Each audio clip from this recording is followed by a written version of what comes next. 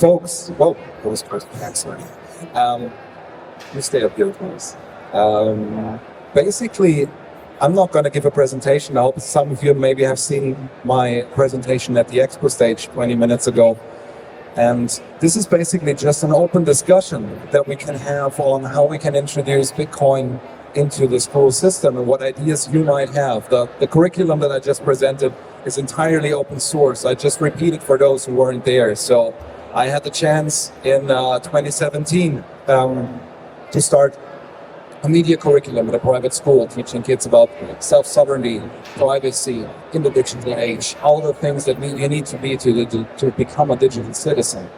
And in 2020, I learned about Bitcoin. So it got harder and harder for me to talk about these kind of things in class without mentioning Bitcoin.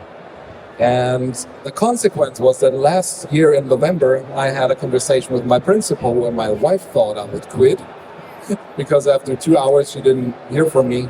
And in the end, he listened to me about Bitcoin, asked all the questions, and then I got the chance to introduce it into curriculum. So I now wrote an open source curriculum that includes Bitcoin into all these layers of my media curriculum. So if you have any questions concerning that or ideas how to work on this together as open source, so we can have people that would be willing to translate it, or people have ideas how to use a platform to share these informations together, like a forum to work on this curriculum.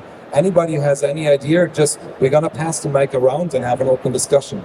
Does anybody have an idea already? All right. Felix, do you have one? You weren't there for the curriculum presentation over there at the expo? Yeah, as I told already in my speech, I think, and you also worked it out very well, especially we are at the same school in Munich, and Patrick had also a lot of great ideas for a new curriculum, how to implement, like I also said, these terms of time preference, of subjective value theory, more and more in every subject we are teaching.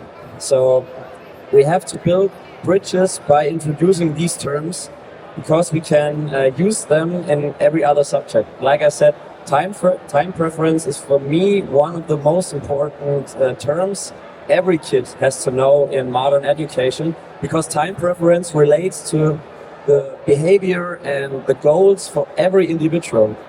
The time preference of an individual tells us more about its thinking. Do I think, like I said, short term? Do I think midterm? Do I think on the long term? And a person, also a kid or a child, which is spending all its money because it's raised at a home where also the parents spend all their money and don't save money anymore, how can we expect that this child will also save money for its future to have a better future, or to shoot for other goals? That's an extremely good point you're making, because when I was presenting my Bitcoin school curriculum, it's from the 5th grade to the 8th grade. So these kids are starting at the age of 10 until they're about 14. They learn about all these things related to things like media revolutions. So like the first one, 5,500 years ago, when we learned how to write, changed lives of people tremendously. In the Middle Ages, the printing press, individual freedom by learning how to read and write. Before, monks were just copy-pasting everything handwritten. It took them a year to make a copy of one book, which book? The Bible, So much freedom of information we had back then. And this changed so much with the printing press. And now we're in digitization. And when I presented this curriculum with Bitcoin integrated into all this in Cologne in Germany for the first time, there were teachers there. Some of them traveled there to talk about this and have a discussion. And some of them in a group with Bitcoin teachers on Telegram, I asked them, guys, where do you see applications for Bitcoin in your class, in your subjects that you teach? And I got so many responses. People that teach something that I don't even consider a science, like religion, and I don't understand why it's taught at school at all. They had ideas where they could talk with their kids about it. We have people that teach geography that said, like, there's so many things we can talk about. Like, think of gold mines, I showed my kids, there was one moment in my, like 2 weeks ago in class with the 8th grade, and I just had a slide on the wall. On the one hand, there was the $100 trillion note from Zimbabwe, and on the other hand, there was gold. And I asked them, what resource, what's better to use as a money, what's behind it, you know? And then I just wrote into the middle of the board, because they had all this knowledge about the media education that I give them before, about the media revolution from 5th to 7th grade. And I asked them, what happened in 1971? I left the fuck out. Was school. But they got their iPads out, started looking it up, and we had such an amazing conversation. Even those kids that usually, where I know, they play video games at night and sleep in school, which is okay with me. My subject is not one that they need to have a positive grade on to go on to the next year. I'm glad if they listen. I'm glad with all those, you know, the forest is there, and I'm happy to reach some of those trees. I'm not going to mess with their private lives, what blocks them from education. It's their things, their parents' thing. But the discussion was so lively, and some of those kids that usually sleep in school came to me and were like, what's the thing, what's happening with the euro? Why is it possible that they can make more of it? Doesn't that mean, wait, is that why my food, when I buy something in between my school breaks, it's double the price that it was when I started going to school? I was like, yeah, it could be like this. Another kid once raised their hand and said like, well, I had this experience in a video game. There was this in-game currency in the video game, and all of a sudden EA Sports issued more of it. And he talked about like 5 minutes, he got into a rant, and I didn't stop it. I said like, thank you, you just explained inflation to the rest of the class, you know? And there's so many subjects, like I was just talking about geography. I said like, well, the gold mines, the impact that digging gold out of the ground has on our ecosystem is so tremendous. You know, you need very dangerous, I'm not a chemist, but you need some serious acids to get this out of the soil. And these acids tend to flow back into rivers and destroy ecosystems. These accidents regularly happen. So the impact of gold mining is serious as well. And if we think about, it's not just about which subjects, it's about which age. We had people from elementary school come to the presentation in Cologne and said like, well, what can I talk about with the kids there? And I told her about a conversation that I overheard with my son. My son is almost 9 years old, and he's in 2nd grade. And a month or so back, I was sitting in the park, and he kind of became the Pokemon card guru at his school. So 4th graders would come to him, hey, do you know if this one is fake or not? Because he apparently knows all, whatever. And I just sat there playing with my younger daughter, who's 3, and listened in on their conversations. And they talked about, they were negotiating so much, you know? They were negotiating price. They were negotiating value. One said like, well, okay, this card might be fake, and this card might be insignificant to you, but to me, it's a card that I got from my very best friend. So that's another way of attributing value to it. You can talk about fungibility and things like that, you know? You can pick up all those things from daily life in school and talk about it, and talk to kids about their financial sovereignty. But you know what the truth is? Pokemon cards are forbidden in each and every school that I know. Because teachers are afraid, well, if the kids start to trade, they might get into discussions, they might get into fights. Well, guys, this is what happens between corporations everywhere in the world.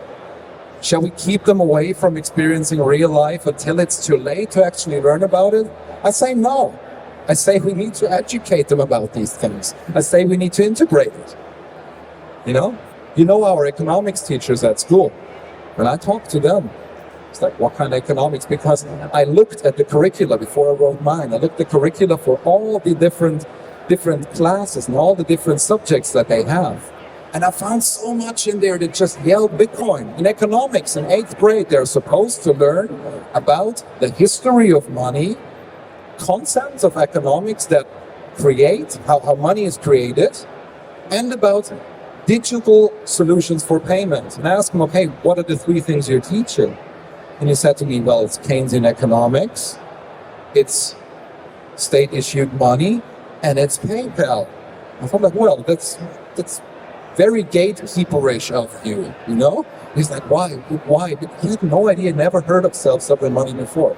He had no idea Bitcoin exists. So yeah, this is why I'm so grateful that we can, with our little podcast station up there, we can be part of AmityAge, because they are educating educators. And they have this tremendous goal of educating 100 million people.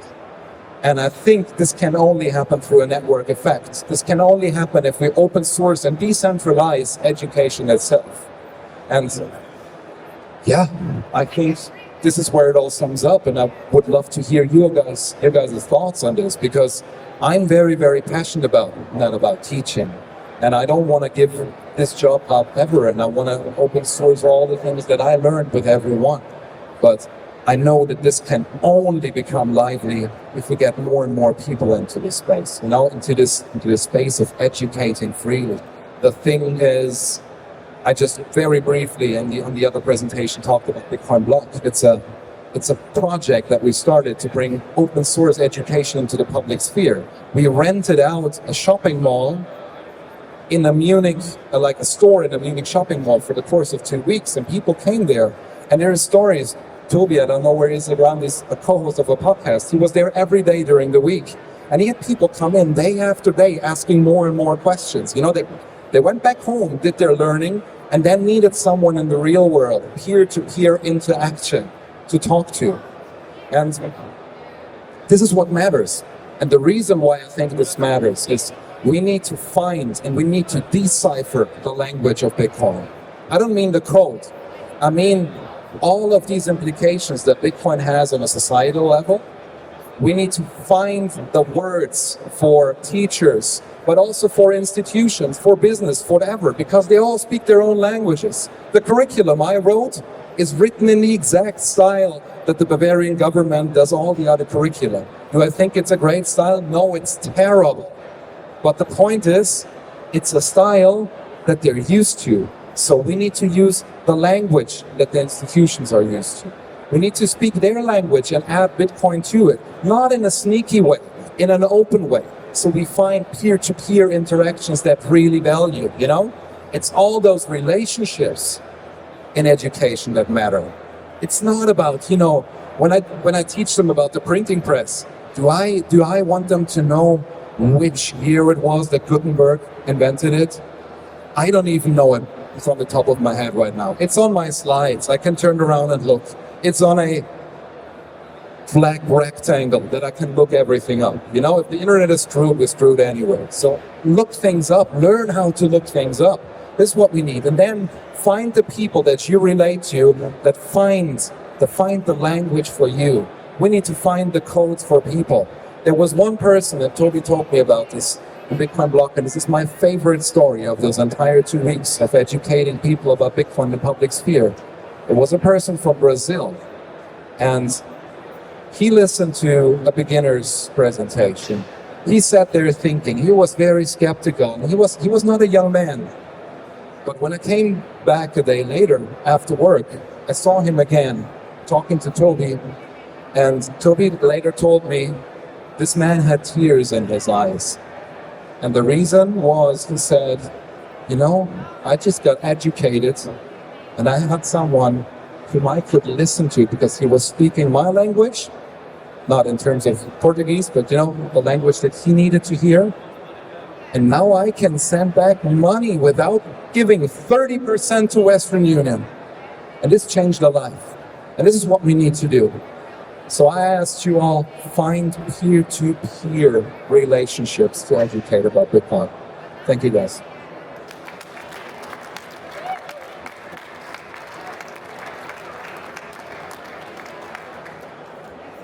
Do you have any questions, or we can open this up as a debate? We'd really love that. Yeah.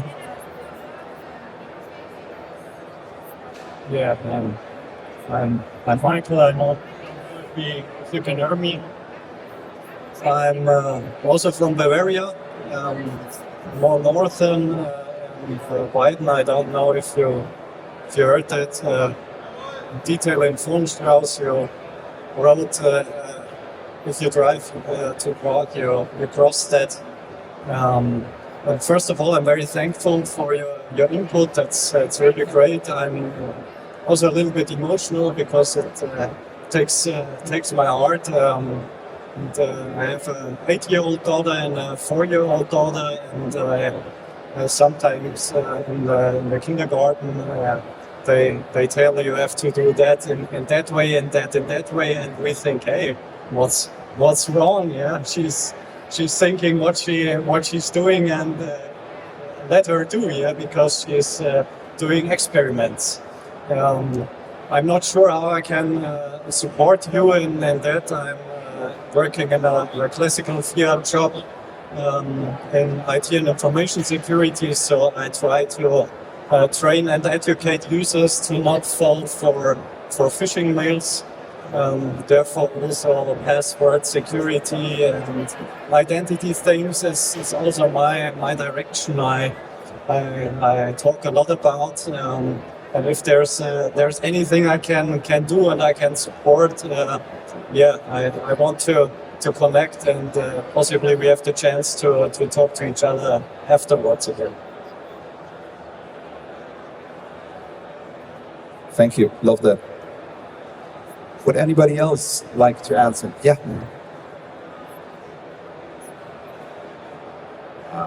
I was wondering if, together with Austrian economics and Bitcoin at your school, you also include any technical aspect about Bitcoin, like how does the network itself work?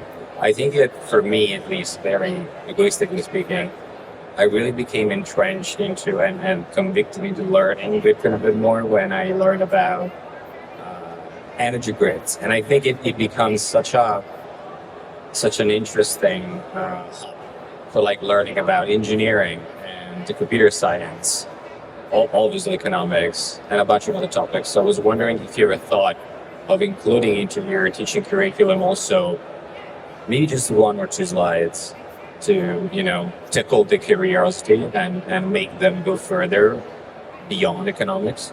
Absolutely. The thing is, there is one slide that I had in my curriculum before teaching Bitcoin already, where I have first Bernard Shaw and then Edward Snowden there, who both very, very advocate that they're autodidactic. And I basically tell them, it's stupid that you're sitting here listening to me.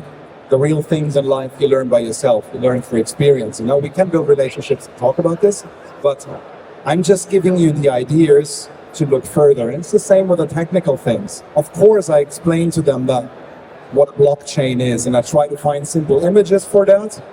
But I tell them, okay, all of this stuff you heard of, you can just use an Excel sheet. There's just one application for a blockchain ever that makes sense, and that is Bitcoin. Everything else, use Excel.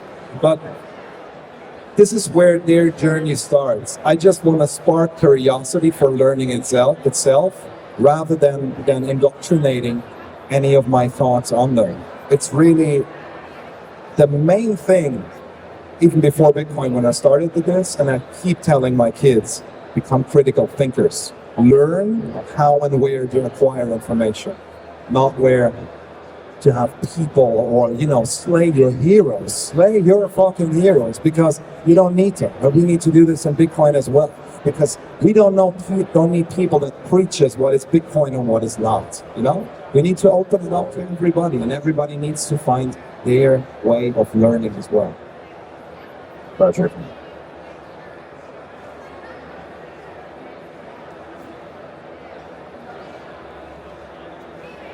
Okay, thanks everybody. I think up next there's going to be a panel in 4 minutes or 4 hours? 4 minutes. At 4. Okay.